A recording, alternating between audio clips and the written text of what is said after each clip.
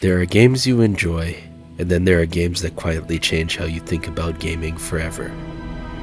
For me, that game wasn't just Diablo II, and it wasn't just Lord of Destruction. It was the combination of both of them. Diablo II was my first action RPG. It introduced me to darkness, depth, and commitment. I have never played anything with such high stakes before it. The expansion turned the foundation into something I could live inside for years.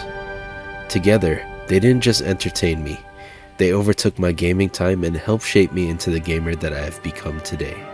Stay a while and listen.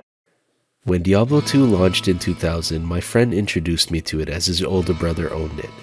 Right from the get-go, I noticed that it already felt different than games I was used to playing.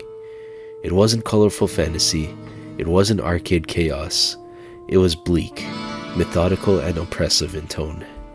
You moved through corrupted villages, ancient deserts, jungles filled with danger, and every area felt hostile. I was just a teen at the time, and I could tell that the game wasn't meant for me. I played Mortal Kombat though, so I thought I was a big kid now, and I was sure I could handle it. I couldn't be more wrong. It wasn't the tone that made me tap out though. It was the gameplay itself. It was too tough and complicated for me as a kid. I gave up and went back home after hours of trying it out. Then a year later, Lord of Destruction arrived, and instead of replacing the experience, it deepened it. A new act, 2 new classes, expanded item systems, and a higher difficulty ceiling. For many gamers, including many of the kids in my neighborhood, the base game built this world for them, and the expansion built their obsessions. I remember getting Christmas money, and my mom told me that I could purchase any game I wanted, so we went to the mall. This is when I saw the Diablo battle chest at Toys R Us, and in 2001 it was either RuneScape or Diablo. I had to pick a side. I decided that I would try Diablo 2 again, and I am glad that I did. For those who haven't played it, Diablo 2 is simple to the naked eye. Click to move, click to attack, assign stats and skills, and survive by chugging potions. But in practice, it's layered. This is what I struggled with as a kid. The base game demanded that you plan and think long term. Skill points weren't unlimited, and stat allocation mattered. Naturally, I tried to get all of the skills and make a character well-rounded stat-wise. Obviously that did not work, and that's why I failed. Keep in mind that respecs didn't exist early on.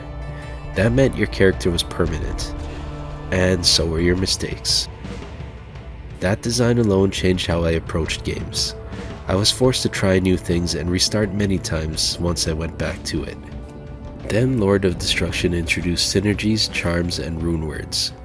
I asked my friends about it, and they said start by making an ice sorceress, and put 100 into strength, get energy to 75, and put the rest into vitality. I got some basic gear, and it started to click.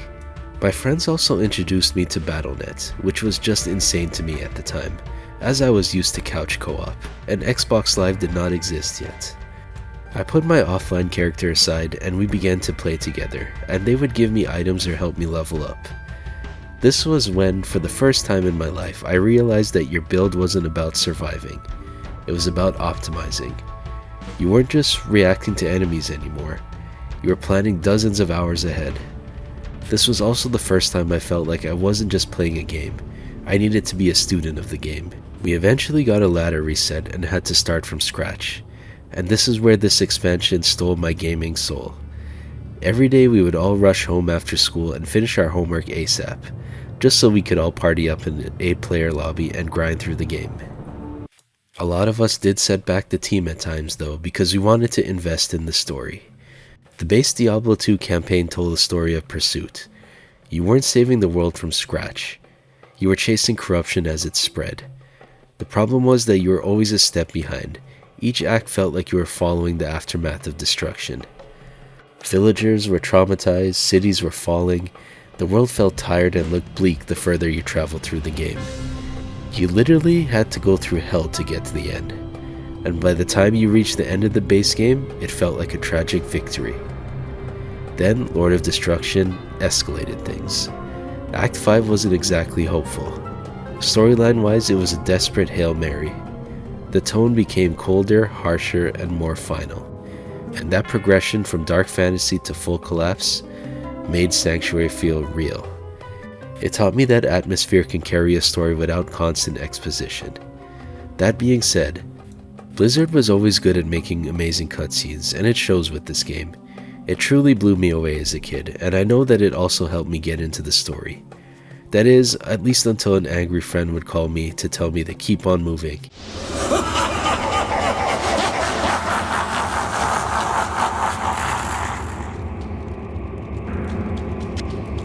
While the graphics were good for the time, Diablo II wasn't pushing cutting-edge visuals.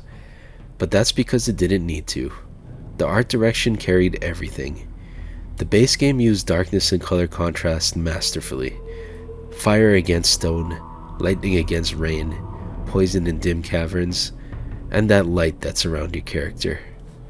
The enemy colors and designs popped against the background, and while the game was dark, each act had its own distinct identity. Lord of Destruction's snowy mountain environments switched things up. It was epic as you ran through an actual war as it was happening. That is until you get to the ice caverns, where it becomes rather lonely and a bit terrifying, as it housed some of the hardest hitting enemies yet. Their art and graphical decisions stuck with me. It showed me that style and mood can outlast technical horsepower. Long ago, Diablo and his brothers were cast out of hell by the lesser evils. It seems that hell's balance has shifted, as Andariel is now aligned with the Lord of Terror. The sound design is burned into my memory. The base game's Act 1 guitar theme. That's all. Tristram's theme. The eerie dungeon ambiance. The echo of footsteps in the halls. Sound wasn't loud, it was restrained, and it blended perfectly with the music due to this. And then there's the loot. That distinct item drop sound. That tiny spike of dopamine every time something hit the ground. That along with the level up noise, which I always refer to as ding. Lord of Destruction layered in even more intensity during combat. As a total package of sound, it never became noise. It remained focused, atmospheric, and deliberate. It also taught me how much sound can shape immersion. Moo. For early 2000s PC gaming, Diablo II was remarkably accessible. It ran on modest hardware.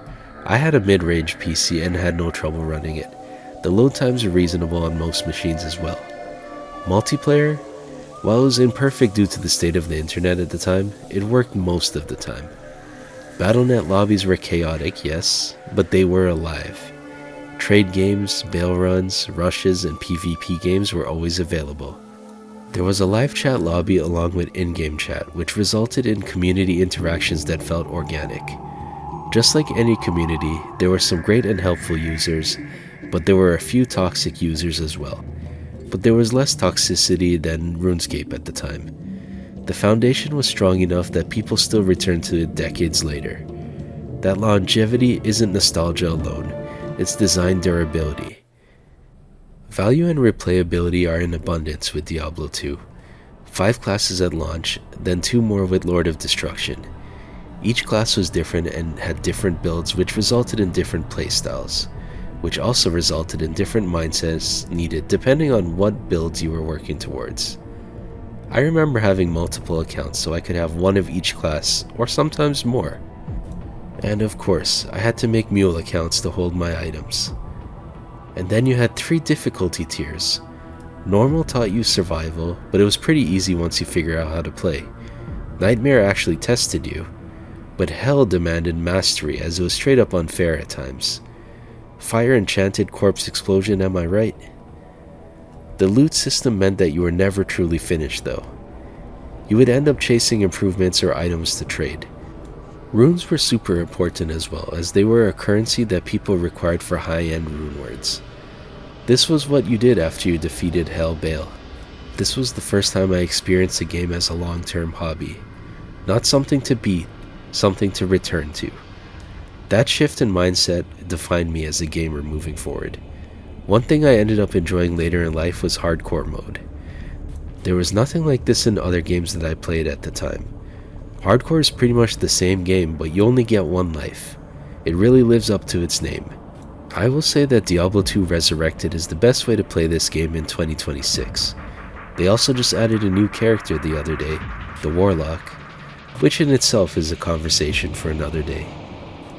I never realized it because I was young, but Diablo 2 alone was already special. And Lord of Destruction didn't replace it, it completed it. Together they created something rare, a game that was built to last and stand the test of time. It didn't guide you step by step, it didn't rush you towards spectacle, it trusted you to learn. And that trust made all the difference.